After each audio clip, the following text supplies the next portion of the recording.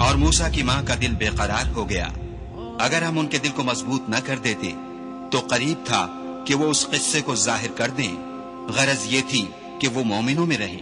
اور اس کی بہن سے کہا کہ اس کے پیچھے پیچھے چلی جا، تو وہ اسے دور سے دیکھتی رہی اور ان لوگوں کو کچھ خبر نہ تھی، اور ہم نے پہلے ہی سے اس پر دائیوں کے دودھ حرام کر دیے تھے۔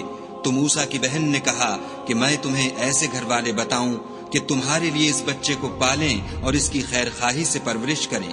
تو ہم نے اس طریق سے ان کو ان کی ماں کے پاس واپس پہنچا دیا تاکہ ان کی آنکھیں ٹھنڈی ہوں اور وہ غم نہ کھائیں اور معلوم کریں کہ خدا کا وعدہ سچا ہے، لیکن یہ اکثر نہیں جانتے۔ اور جب موسیٰ جوانی کو پہنچے اور بھرپور جوان ہو گئے تو ہم نے ان کو حکمت اور علم عنایت کیا، اور ہم نیکوکاروں کو ایسا ہی بدلہ دیا کرتے ہیں۔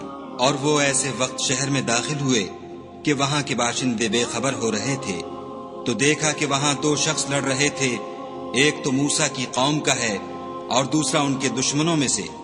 تو جو شخص ان کی قوم میں سے تھا اس نے دوسرے شخص کے مقابلے میں جو موسیٰ کے دشمنوں میں سے تھا مدد طلب کی، تو انہوں نے اس کو مکہ مارا اور اس کا کام تمام کر دیا۔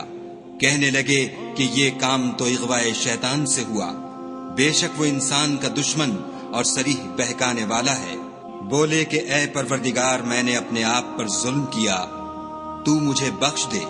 تو خدا نے ان کو بخش دیا، بے شک وہ بخشنے والا مہربان ہے۔ کہنے لگے کہ اے پروردگار، تو نے جو مجھ پر مہربانی فرمائی ہے، میں آئندہ کبھی گناہ گاروں کا مددگار نہ بنوں۔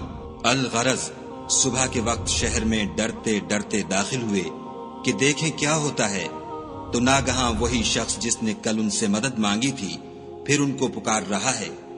موسیٰ نے اس سے کہا کہ تو صریح